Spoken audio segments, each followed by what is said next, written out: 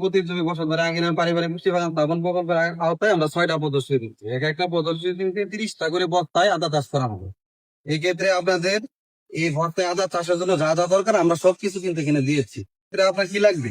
আপনি মাটিটা সংগ্রহ করবেন, একটা বস্তার জন্য 10 থেকে 12 কেজি মাটি সংগ্রহ করবেন, আর 5 কেজি করে গোবর দিবেন, এটা নিজ উদ্যোগে, ঠিক আছে? আর 1 কেজি করে 20 গ্রাম লাগবে টিএসপি, আর 20 গ্রাম লাগবে ইউরিয়া, 10 গ্রাম লাগবে ডিএপি, আর দানাদার লাগবে 10 গ্রাম, 5 গ্রাম বোরন, 5 গ্রাম দস্তা। এই উপকরণ মোট 11 ধরনের উপকরণ। এই সবগুলো উপকরণ একসাথে করে মাটির সাথে মিশিয়ে 15-20 দিন রেখে দাও। আপনারা যতটুকু সময় পারেন, কখন 1 সপ্তাহ রাখবেন, রেখে দিয়ে কালার পলিথিনে রেখে তারপরে বস্তায় ভরে, প্রতি বস্তার জন্য এখানে আদা আমাদের দেওয়া আছে 85 গ্রাম করে। আমরা ওইভাবে বস্তার মধ্যে আদা বপন করে ফেলবো। উপসহকারী চিকিৎসার পরামর্শ নিব, ঠিক আছে? যত পরামর্শ আছে উপসহকারী চিকিৎসার পরামর্শ নিবেন, বুঝতে পারছেন? সংক্ষেপে বললাম, বাকি কথা উপসহকারী চিকিৎসারে বলবে, আপনারা ওইভাবে কাজগুলো করবেন।